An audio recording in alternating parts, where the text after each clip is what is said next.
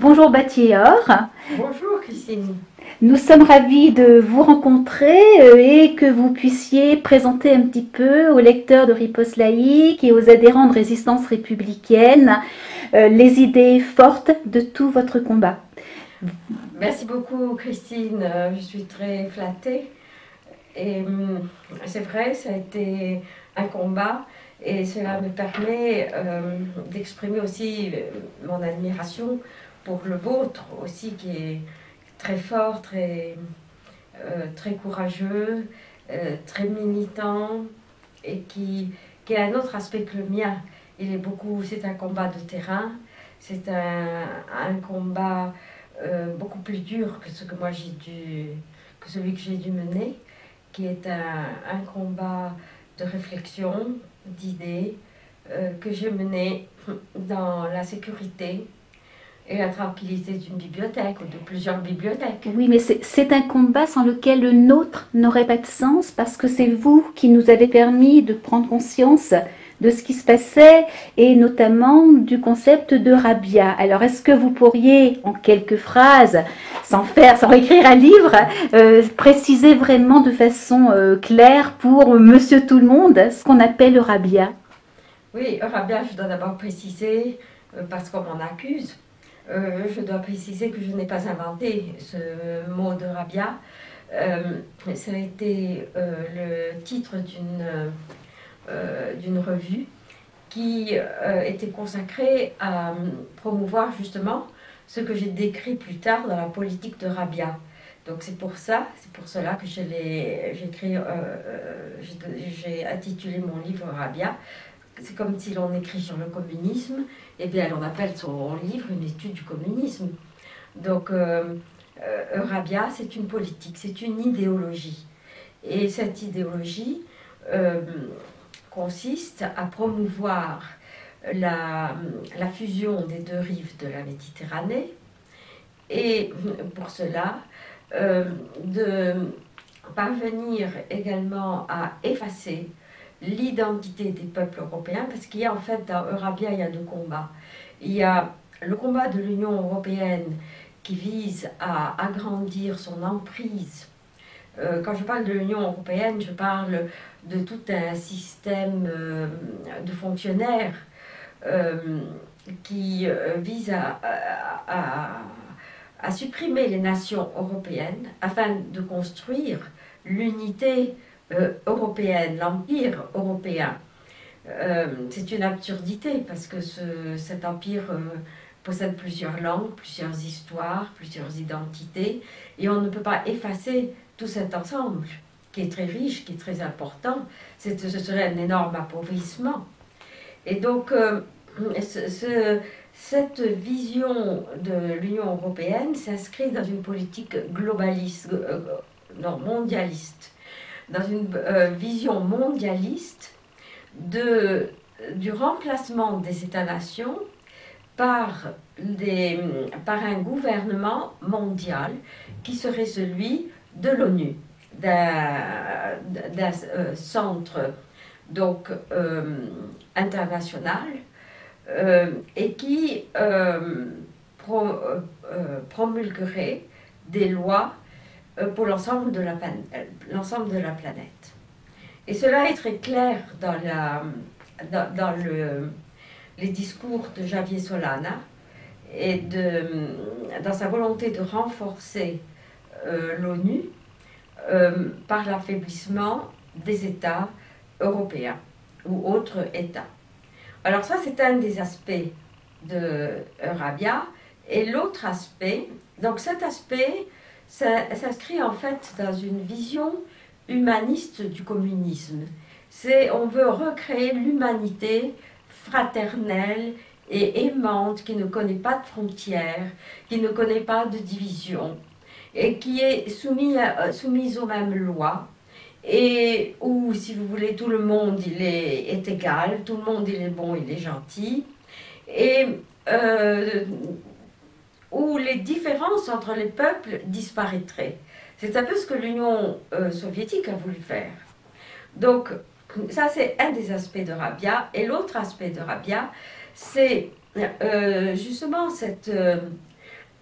cette union avec le monde arabe, donc la création de la civilisation méditerranéenne, qui est, si vous voulez, une étape pour arriver à un plus grand stade, un plus grand échelon de mondialisation. La création d'une entité, d'une civilisation méditerranéenne telle qu'elle est décrite par la fondation Anna Lindh, cette création, donc, c'est une étape vers la mondialisation. Parce que cette mondialisation va se faire, bien sûr, en s'élargissant, en sortant du domaine des nations-États, en accueillant toujours davantage de différents peuples chez soi, en établissant des relations d'amitié et de fusionnement avec les autres continents, les autres peuples, et ceci est une étape intermédiaire vers la marche vers cet état supranational que serait une destruction de l'Europe pour accueillir l'ensemble des autres nations, se lier avec les autres nations. Alors, ceci, on le lit dans les discours de Carl Bildt, ou bien d'autres hommes politiques très importants des années 80, des années 70, des années 90. Alors, donc, on doit voir que Rabia, c'est plusieurs étages, c'est plusieurs éléments à la fois. Mais pour moi, ce que j'ai étudié dans le livre de Rabia, j'ai étudié un autre phénomène qui est celui de la destruction de l'Europe et qui continue, qui est en phase avec un mouvement historique qui était celui de la destruction des nations judéo-chrétiennes par l'islam. Donc ça, c'est un aspect différent, mais complémentaire aussi. Alors, pourquoi j'ai étudié ça? Eh bien parce que j'ai étudié, ça a été ma spécialité, d'étudier dans les textes historiques comment des nations judéo-chrétiennes qui n'avaient pas de musulmans, qui ne parlaient pas l'arabe, ni le turc, ni d'autres langues, comment ces nations qui représentaient le summum de la civilisation, l'apogée de la civilisation, comme par exemple l'Égypte avec comme capitale Alexandrie, avant la conquête islamique au 7e siècle, ou comme Byzance, eh bien, comment ces nations ont été islamisées? Quels ont été les processus qui ont amené des peuples majoritairement chrétiens, ne parlant pas l'arabe, à être musulmans et à s'islamiser, à parler l'arabe, ou bien le turc dans le cas de Byzance, ou bien de certaines régions d'Europe centrale, parce qu'il ne faut pas oublier que quand même l'Empire turc est monté pratiquement jusqu'à Vienne, jusqu'en Hongrie, au sud de la Hongrie et dans les Balkans. C'était un énorme empire européen avec des colonies en Europe. Mais donc, alors comment s'est manifestée au cours de l'histoire cette transformation du monde chrétien?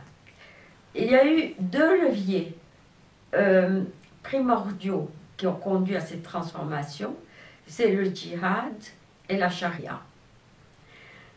Et le djihad, c'est une idéologie, il n'y a pas d'équivalent du djihad en Occident, dans la civilisation chrétienne, ça n'existe pas. Donc, pour comprendre le djihad, il faut vraiment rentrer dans les textes islamiques pour voir la différence, parce que la colonisation européenne n'a pas été un djihad, c'est très différent. Les Européens sont repartis après un siècle. Mais le djihad, c'est autre chose. Donc, maintenant, nous sommes revenus à une époque de djihad très actif. Également à la charia. La charia, surtout maintenant avec le soi-disant printemps arabe, sera appliquée dans tous les pays musulmans, certainement. Et on la voit appliquée de plus en plus, et on voit que maintenant nous sommes dans une période donc, de djihad dans toutes ces différentes composantes, également pacifiques, que représente l'immigration, que représente l'imposition de certains préceptes et concepts islamiques en Occident, qui sont très importants. Par exemple, ce que nous, occidentaux, nous appellerions la destruction de l'histoire, parce que pour nous, l'histoire est constituée d'événements que l'on peut prouver, qui sont datés, qui sont attestés par des preuves archéologiques ou autres, des livres, alors que l'histoire dans l'islam est une histoire qui confirme le Coran. C'est une histoire religieuse. Ce n'est pas une histoire dans le sens du rationalisme grec ou occidental ou cartésien. Et nous sommes en train de renoncer à l'histoire, à notre histoire, à cette conception de l'histoire pour adopter une conception islamique de l'histoire.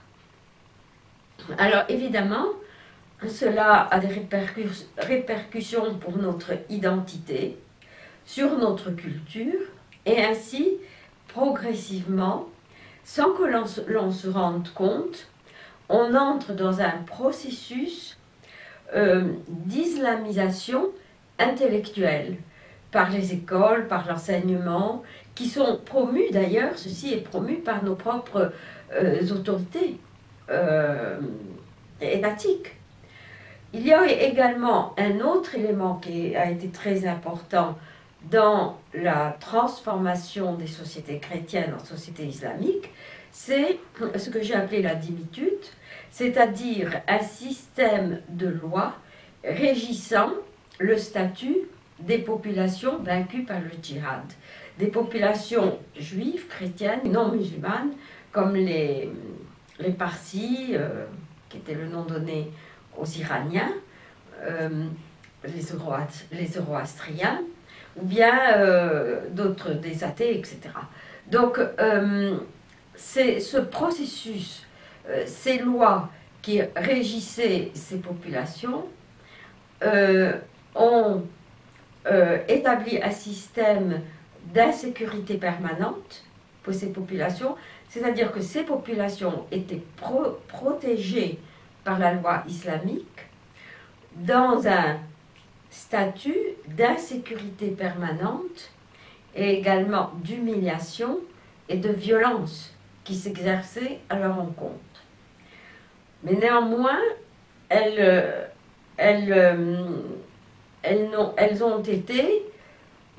ont pu se maintenir, mais à l'état de fossiles.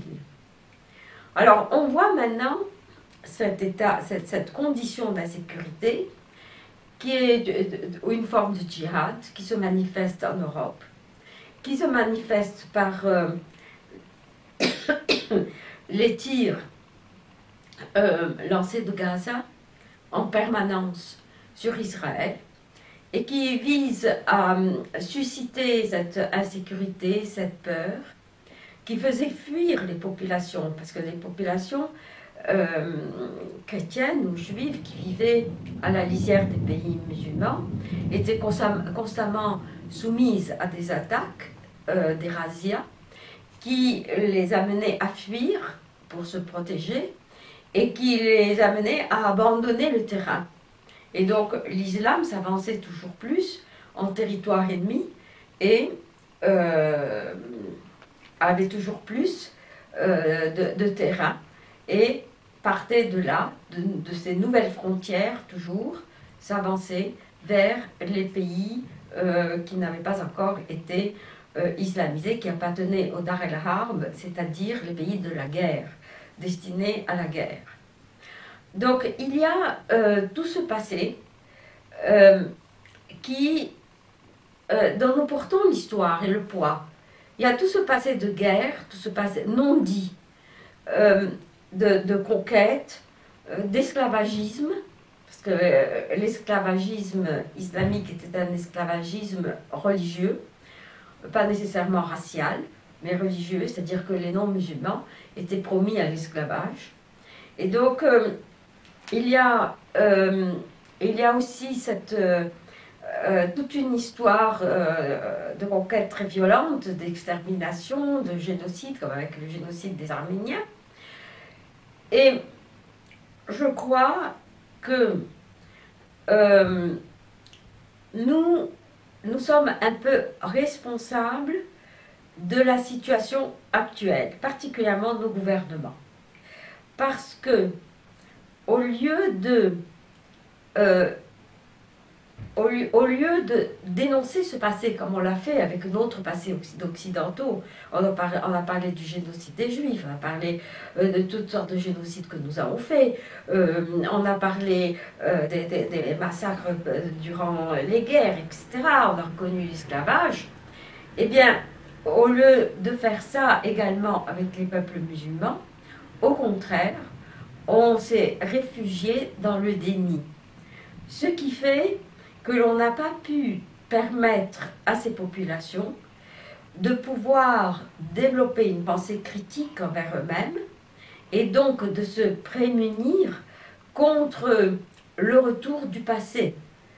Et de ce point de vue, nous sommes fautifs aussi, parce que, comme je l'ai écrit dans mes livres, l'Occident a été victime du djihad. Mais la victime a un devoir envers son oppresseur. Et ce devoir que l'on lit dans la Bible, ce devoir, c'est le devoir du témoignage. Il est important que la victime enseigne à son oppresseur le mal qu'il fait. Mais si la victime lui répète constamment, comme le font les grands, les prélats du Levant, particulièrement palestiniens, que les Palestiniens c'est formidable, alors que les Palestiniens représentent justement l'avant-garde du djihad anti-occidental, donc, et anti-juif bien sûr, mais aussi anti-occidental. Donc, si il faut avoir beaucoup de courage, et je pense que les prélats, les chefs d'église au Levant, d'abord manquent de courage, mais je comprends pourquoi ils manquent de courage.